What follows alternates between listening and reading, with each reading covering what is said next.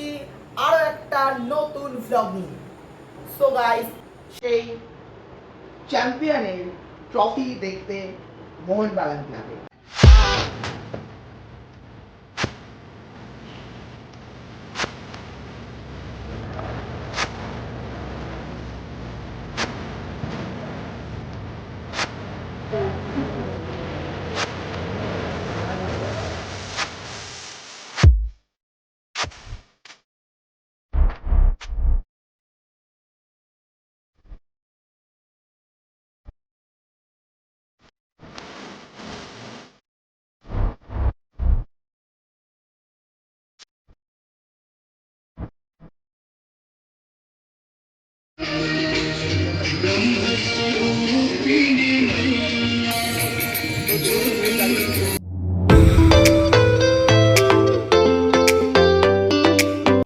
Hello guys, welcome to my channel vlogging Adrish. আমি চলে এসেছি আরো একটা নতুন ভ্লগ নিয়ে। সো গাইস, আজ 19 এপ্রিল, আর তোমরা হয়তো সকলেই জানো যে গত 12ই এপ্রিল মোহনবাগান আইএসএল ফাইনালে জিতে চ্যাম্পিয়ন হয়েছে।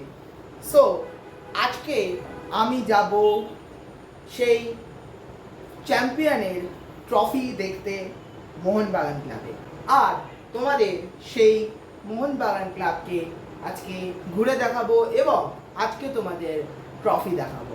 অ্যান্ড তার সাথে আমার প্ল্যান আছে সেখান থেকে বাবুঘাটে যাওয়ার, গঙ্গা আরতি দেখার। তো যদি যাওয়া হয় তাহলে সেই মুহূর্তগুলোকেও তোমাদের সামনে তুলে ধরবো। তো জানি না এই ব্লগটা কতদিন পর আসছে। তো ব্লগ আসতে কিন্তু মনে হচ্ছে অনেক দেরিতে আসছে, কারণ এখনো আমার পুরীর ব্লগগুলো দেওয়া বাকি আছে। তো এখনো অনেক, এর আগে আরও 2-3টে ভিডিও আসবে, তারপরে এটা আসছে। সো আশা করি অনেক দেরিতেই আসছে, তার জন্য তোমাদের কাছে আমি ক্ষমা প্রার্থী। আমার এখন যেহেতু সেমিস্টার নিয়ে খুব চাপ চলছে কলেজ নিয়ে, সেই জন্য এখন রেগুলারলি ভিডিও দেওয়াটা সম্ভব হয়ে উঠছে না, কিন্তু তার মধ্যেও আমি চেষ্টা করছি যতটা তাড়াতাড়ি সম্ভব নতুন ব্লগ, নতুন ভিডিও নিয়ে আসার। সো চলো আর দেরি না করে আজকের ব্লগ শুরু করা যাক। আর ব্লগ শুরু করার আগে বলে দিই, আমি এখান থেকে মোহনবাগান ক্লাব কী করে যাব। তোমরা সকলেই জানো আমি থাকি বেহালা। জাস্ট আ সিম্পল ওয়ে, আমি এখান থেকে চলে যাব বেহালা 14 নম্বর বাস স্ট্যান্ড, এসসিবি বাসে বসবো, বসে একদম সোজা গিয়ে নামবো হচ্ছে তোমার বাবুঘাট থেকে বা মোহনবাগান ক্লাবের সামনে দিয়ে যায়, কিন্তু ওখানে যেহেতু স্টপেজ নয়, তাই বাবুঘাট নেমে একটুখানি হেঁটে যেতে হবে। অথবা আরেকটা অপশানও তোমাদের জন্য বলে রাখছি, সেটা হচ্ছে মাঝেরহাট থেকে তোমরা প্রিন্সেপ ঘাট হয়ে যে ট্রেনগুলো যায়, মানে মাঝেরহাট থেকে চক্র রেলের ট্রেন ধরে তোমরা কিন্তু ইডেন গার্ডেন্সে নেমে সেখান থেকেও কিন্তু হেঁটে যেতে পারো। আর গঙ্গা আরতি দেখার জন্য একদম ইডেন গার্ডেন স্টেশন থেকে নামবে, নেমেই দেখতে পাবে ঘাটটা। হ্যাঁ, সিমিলারলি বাসে গেলে তোমরা বাবুঘাটেই নামবে, নেমে একটুখানি সোজা হেঁটে চলে এলেই তোমরা কিন্তু গঙ্গার পার, মানে যেখানে আরতি হয় বাবুঘাটে, ওটা দেখতে পারবে, যেটা হচ্ছে তোমার বাজে কদমতলা ঘাটে গঙ্গা আরতিটা হয়। সো আমি এর আগে গঙ্গা আরতি নিয়ে একটা ফুল ভ্লগ আছে, তোমরা যদি দেখতে চাও আমি কমেন্ট বক্সে লিঙ্ক দিয়ে দিচ্ছি, সেটা তোমরা দেখে নিতে পারো। আমি বহুদিন আগে গঙ্গা আরতি যখন শুরু হয়েছিল প্রথম সেই সময় গিয়ে ব্লগ বানিয়েছিলাম, সেখানে পুরো গঙ্গা আরতি কভার করা রয়েছে। সো আজকের মেন টপিক গঙ্গা আরতি না, আজকের মেন হচ্ছে মোহনবাগান ক্লাবে যাওয়া, এবং যেহেতু আমি একজন মোহনবাগান সাপোর্টার, তো সেই জন্য ট্রফি দেখতে যাচ্ছি। আর যারা যারা মোহনবাগান সাপোর্টার দেখছো ব্লগ, তা অবশ্যই কমেন্টে জয় মোহনবাগান লিখতে ভুলো না। সো চলো আজকের ব্লগ শুরু করা। গাইস, আমি চলে এসেছি মোহনবাগান ক্লাবে, তো চলো ভেতরে ঢোকা যাক। সো গাইস দেখো, এই হলো পুরো ক্লাবের ইন্টেরিয়ার, আর এখন আমি ভেতরে যাচ্ছি। আমার ঠিক ডান দিকে ট্রফি রাখা রয়েছে, তো আমি আস্তে আস্তে সেই দিকেই যাচ্ছি, তোমাদের পুরো ক্লাব ইন্টেরিয়ারটা দেখাতে দেখাতে ভেতরের দিকে ঢুকছি। তো এবার আমি ঢুকছি সেই মাহেন্দ্রক্ষণ বা মাহেন্দ্র জায়গায়। তো চলো যাওয়া যাক। তো চলো।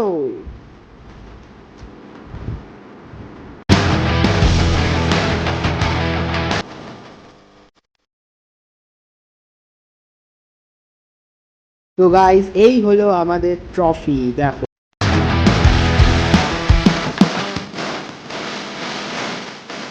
আর এই দেখো, এই সেই জায়গা, আই লাভ মোহনবাগান। তো এখানে বাদিকের ট্রফিটা হচ্ছে হকিতে যেটা ট্রফি, মিডিলেরটা হচ্ছে আইএসএল লিগ শিল্ড, অ্যান্ড একদম রাইটেরটা ডান দিকেরটা হচ্ছে মেন আইএসএলের ট্রফি।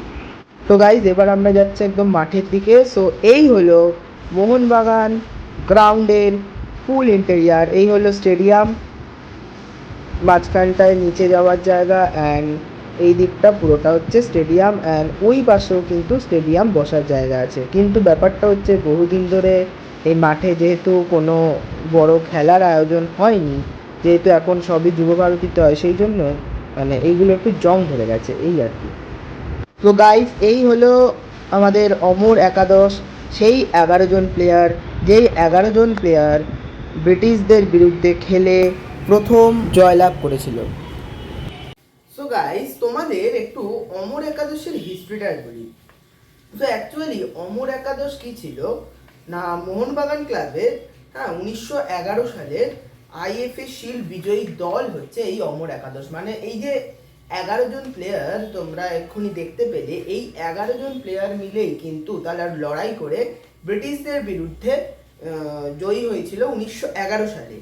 এবং মানে সেই সময় আর কি ফুটবল, ব্রিটিশদের সাথে ফুটবলে জেতা একটা মানে মহান ব্যাপার ছিল। মানে এই প্রথম আর কি আমাদের এই মোহনবাগান দল তোমার ফুটবলে আর কি ফার্স্ট আইএফএ শিল্ড জিতেছিল এবং ব্রিটিশদের হারিয়ে দিয়েছিল।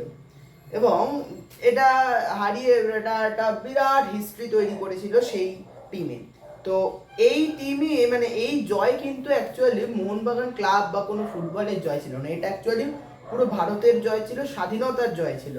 তো সেই জন্যই এত স্মরণীয় এই অমর একাদশ। আর সেই সময় কোনো বুট ফুট ছিল না ভারতে, তো সেই সময়ে কিন্তু তোমার ব্রিটিশ প্লেয়াররা কিন্তু একদম বুট ফুট পরে খেলেছিল, বাট আমাদের ইন্ডিয়ান প্লেয়াররা মানে মোহনবাগানের প্লেয়াররা তারা কিন্তু একদম খালি পায়ে খেলেছিল এবং ব্রিটিশ দলকে 2-1 গোলে হারিয়েছিল, 2-1 গোলে হারিয়েছিল। এবং সেই দলের ক্যাপ্টেন ছিল হচ্ছে শিবদাস ভাদুড়ী। এছাড়াও মেন কিছু প্লেয়ার ছিল অভিলাষ ঘোষ, তারপরে হাবিলাল, কানু রায়, এই ধরনের প্লেয়ার। এছাড়াও আরও প্লেয়ার ছিল যারা কিন্তু এখানে একটা মানে মেন ভূমিকা পালন করেছে। তো এটা হচ্ছে এই অমর একাদশ, সেই জন্যই অমর একাদশ এত স্মরণীয় এবং মোহনবাগানের ইতিহাস বলা যেতে পারে এই অমর একাদশ। সো এই হচ্ছে অমর একাদশের কাহিনী। আশা করি মানে যারা মোহনবাগান ফ্যান তারা নিশ্চয়ই জানো অনেকে। সো এটাই। সো গাইস মোহনবাগান ক্লাব ঘোরার পর আমরা এখন বাবুঘাটে চলে এসেছি। সো আজকে আমরা গঙ্গা আরতি দেখব, দেখে তারপরে বাড়ির উদ্দেশ্যে রওনা হব। তো তোমরাও গঙ্গা আরতির কিছু একটা ঝলক দেখে নাও। আর পুরো ডিটেলস ভিডিও গঙ্গা আরতির আমার এই চ্যানেলে রয়েছে, সেই ভিডিওটা আমি ডেসক্রিপশানে দিয়ে দিচ্ছি, সেটাও তোমরা চাইলে পুরোটা গিয়ে দেখে আসতে পারো যারা দেখেননি এখনো পর্যন্ত।